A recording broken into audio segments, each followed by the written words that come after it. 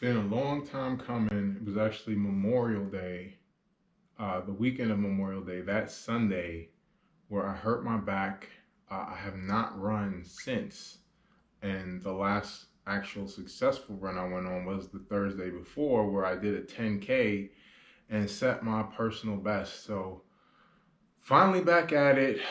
Very, very modest twinges in my back. I lifted Friday night, did arms, did a video on that. Went on about a 2 hour bike ride yesterday. No video on that, but great ride. Um, so trying out a run. I'm just gonna do 2 miles. As I said during my weekly weigh-in video on Friday, I'm going to start incorporating heart rate zone training.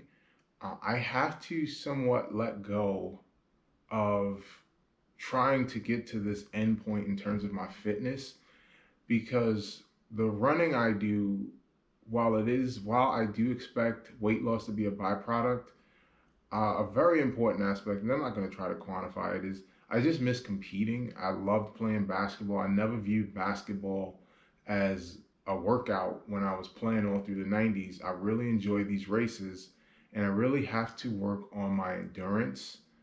I I'm learned about heart rate zone training. I've watched a bunch of videos on it in the last couple of weeks, and I'm going to start utilizing this heart rate zone training to increase my endurance, understanding where my heart rate zones are, and just recognizing the basic premise is there are 5 heart rate zones based off of your maximum heart rate. Each zone is a percentage of your maximum heart rate.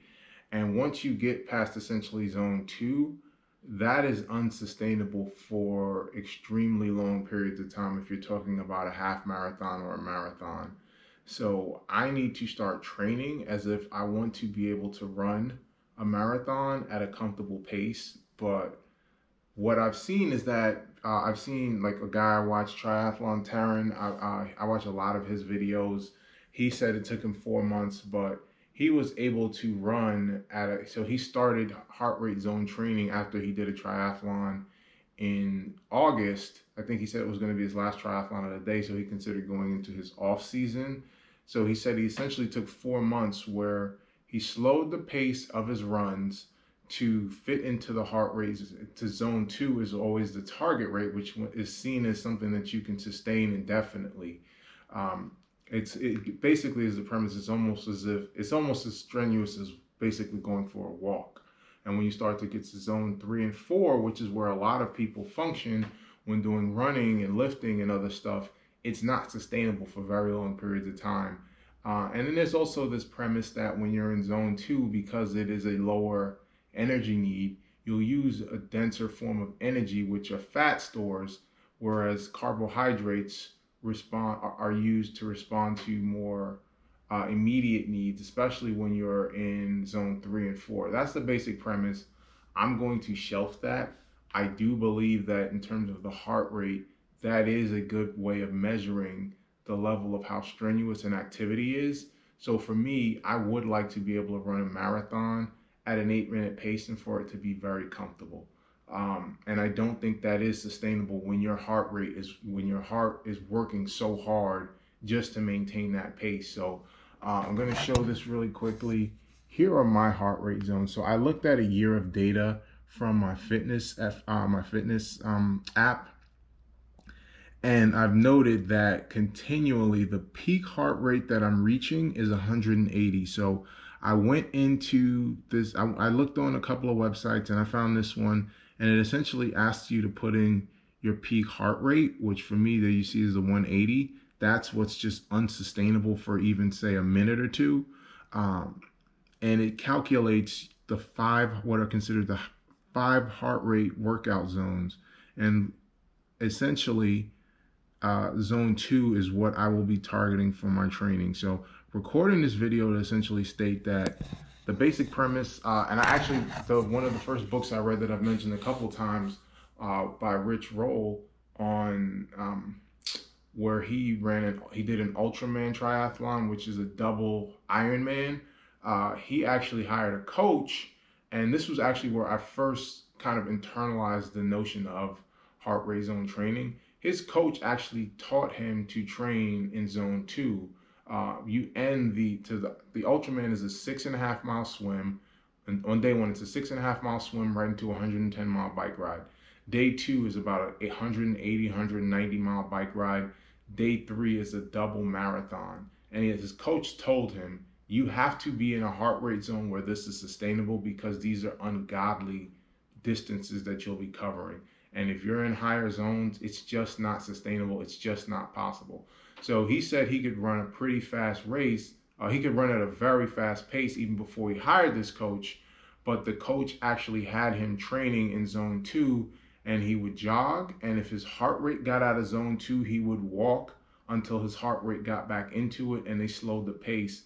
And his coach's basic premise is, it's not the man who runs the fastest that wins the race in an endurance race. It's the man who slows down the least. And so the basic premise, again, this is about the 8th time I've said this.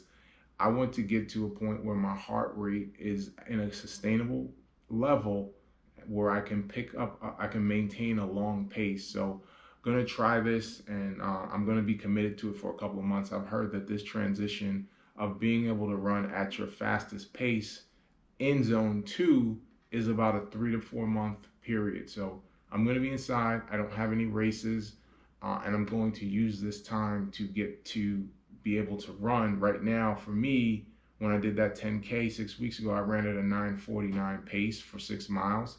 I want to be able to do that in zone two. So this is day one. I'm going to do a 2-mile run, and I'm going to use that same premise. I'm going to jog. I'm going to see where I'm at a 12-minute pace. And if I'm in between 133 and 145, great. If not, I'm going to slow down. So day one of zone two training, but that was the basic premise that I was trying to mention during my weigh-in, where I would be incorporating into my cardio.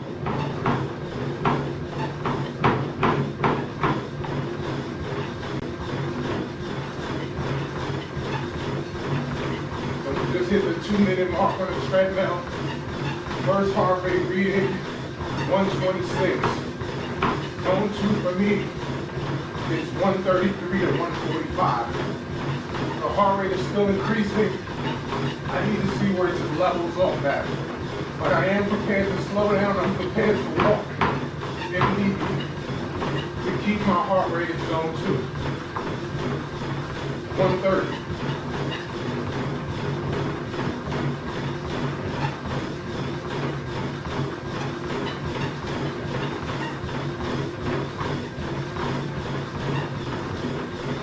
Right down.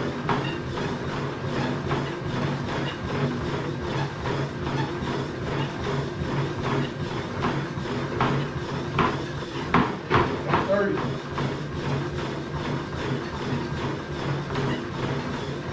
132.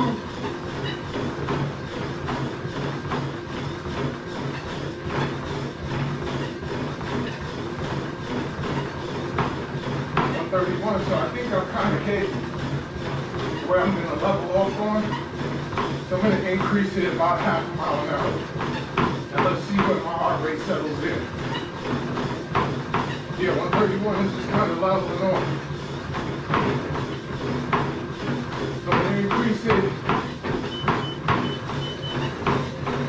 So this is a 10:54 mile. So I'll check it in about a minute and see where my heart rate levels off at. Been about a minute. My heart rate has leveled off at about 137. I think I'm going to push it to a 10-minute mile and see if I can stay inside of zone two. Because I'm at the very low amount of zone two right now. Mine is 133 to 145. I don't necessarily need to get 145, but I'm floating between 135 and 137. So I got a little more room to run a little faster. So right now I'm increasing to a 10-minute pace, and I'll check in at a minute and see where my heart rate is at. So I hit a minute. I'm at 145, but it is creeping up to 146, 147. So let's slow down 2 tenths, 6 miles per hour to 5.8. I'll check in at a minute. Just hit 8 minutes, 8:15, check in at 9:15 to see if my heart slows down. So in the last 3 minutes, I've been at 5.7. This is the 10:31 per mile pace. My heart rate's been between 140 and 146. So I think this is probably the sweet spot for me. About a 10:30 pace. Yeah, 146.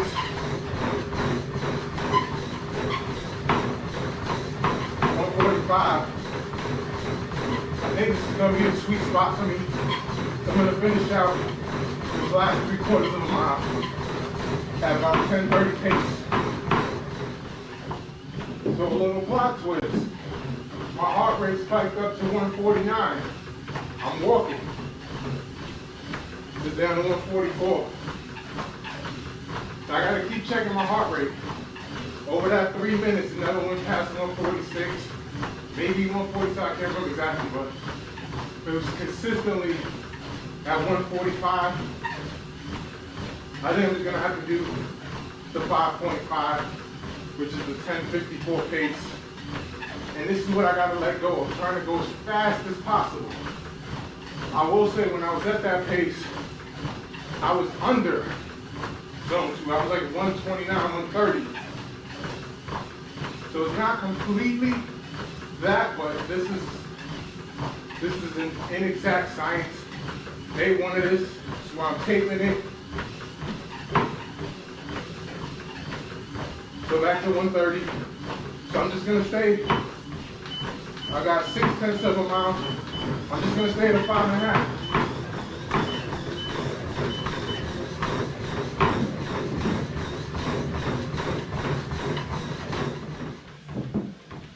So 2 miles complete. I actually had to end at a 4.4 mile per hour pace.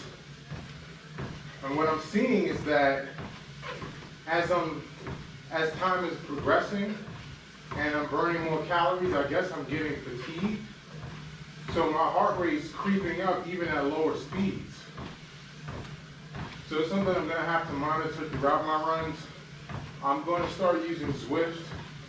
I have a polar heart rate monitor and RunPod. So my heart rate will be displayed on the screen. This is just kind of crappy, having to look every day. But I mean, how spoiled am I to complain about having to look at my wrist?